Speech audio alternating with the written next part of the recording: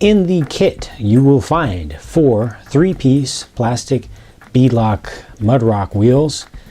These are pretty much the cheapest way that you can get into 2.2-inch beadlock rims for any vehicle. I have used these exact wheels on my Axial Wraith project, and here's another set of them now. They also give you a set of 4 of these. These are Bighorn tires, rubber of course. They have foam inserts, open cell, medium density in there. Not a great compound, not an ideal tread. These they're kind of firm. It's got a little bit of plasticiness to the texture itself. I mean, it's not plastic by any means. It is rubber, but it's not the best stuff. So I will actually go ahead and mount up a full set of these, and then I will also mount up a full set of other wheels and tires that are going to be a little bit better. For right now, what I will do is just mount up one single wheel and tire set, pair right here, and so as not to bore you, I will fast forward through putting all the screws on there, because it's a lot of screws coming in from both sides. I've got a little bit of the leftovers of the tray of screws here. I'll fast forward through that.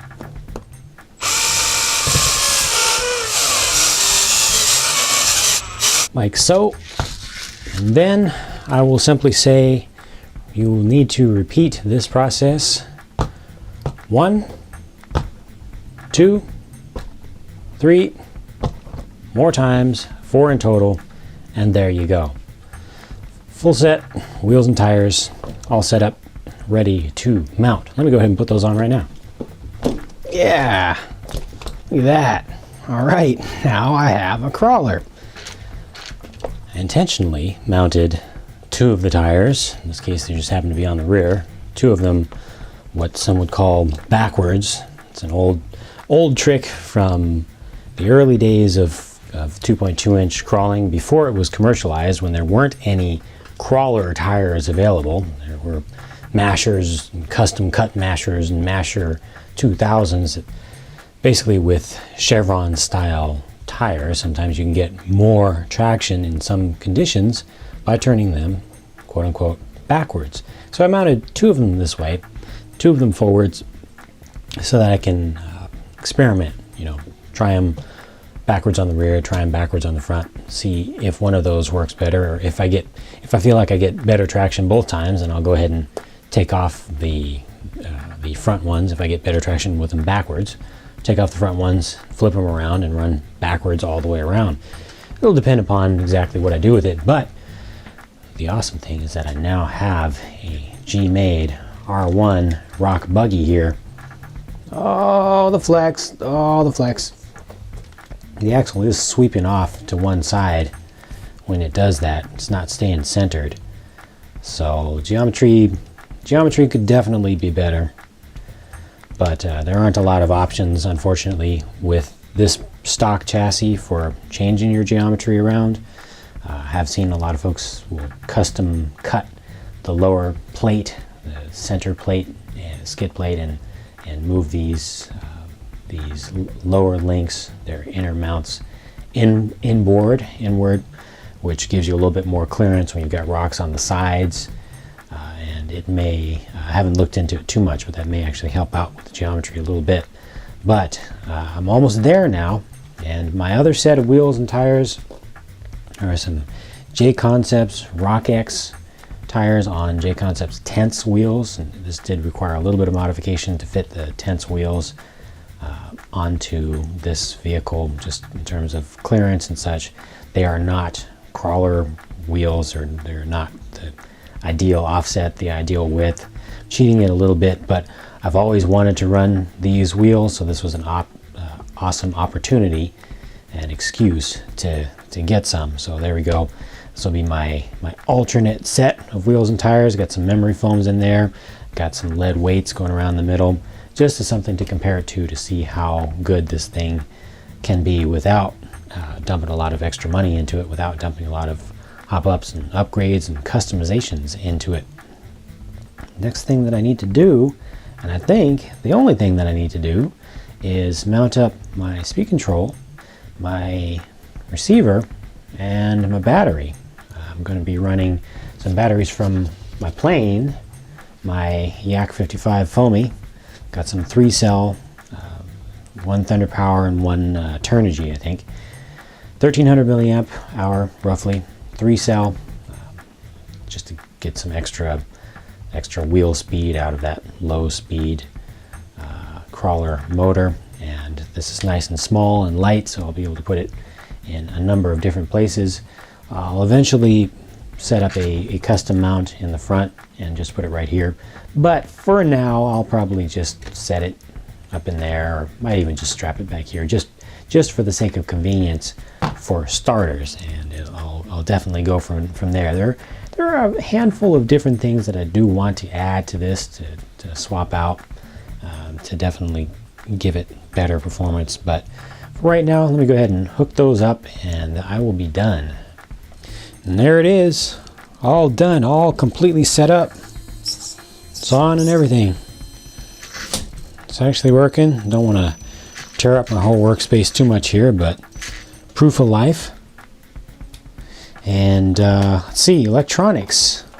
My ESC of choice was, once again, the Mamba Max Pro from Castle Creations. It's a censored system, and I use it on just about everything, all the way up to 1/8 scale buggies and all the way down to 2-wheel drive on-road cars. And I hopefully went a little bit outside of the box with where I mounted it, because as you can see, things are pretty clean up top.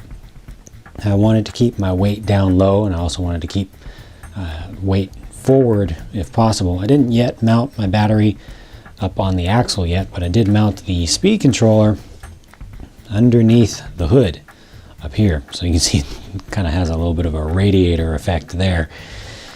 And that just keeps it nice and tidy, and like I said, keeps some weight up front. The battery is mounted underneath the battery tray back here for now, just a single strap going around that. It's not a high-speed vehicle. Hopefully in tumbles and stuff it won't come out. If it does, then I'll just put on another strap. I kept everything pretty low with the wiring. It's all down underneath of here and stuff. This one sticks up a little bit, but I can put that down a little bit, because what I want to do is eventually put a driver figure in there. This thing is just, it's kind of got a semi-scale look to it, so to help finish that off, I want to get an actual head of a guy in there. And yeah, that's about it. It is good to go right now. I still need to finish gluing up my second set of wheels and tires, but otherwise still want to get that servo horn I mentioned earlier on in the build, a solid servo horn to replace the servo saver that I have there right now. But I will probably drive it like this just a little bit, just to start to get a feel for it and see how it does. It's really not very fast right now, with even with the 3-cell battery in there, which is good. It crawls at a very nice slow speed. And I just ran it around in the kitchen and in a couple of rooms just a little bit, just to start to get a feel for it. Feels pretty good so far, but we'll have to see what it actually does on the rocks. But that's it. That is the Made R1 Buggy. Now you get to look forward to running videos and a full-on review. So thank you guys very much for following along with another build. I've got more builds to come, of course. I'll never be stopping with those. Please be sure to follow up with any questions or comments you have about this vehicle in its build thread in the Rock Crawlers forum at ultimaterc.com. Please subscribe here on YouTube if you have not already, if you want more build videos like this, the whole series, as well as unbiased, independent reviews of full-on vehicles and individual products and other fun stuff RC related. It's all good. It's all fun. And I enjoy it very much, and I enjoy sharing it with y'all. So once again, thanks for watching, and I'll talk to you again soon.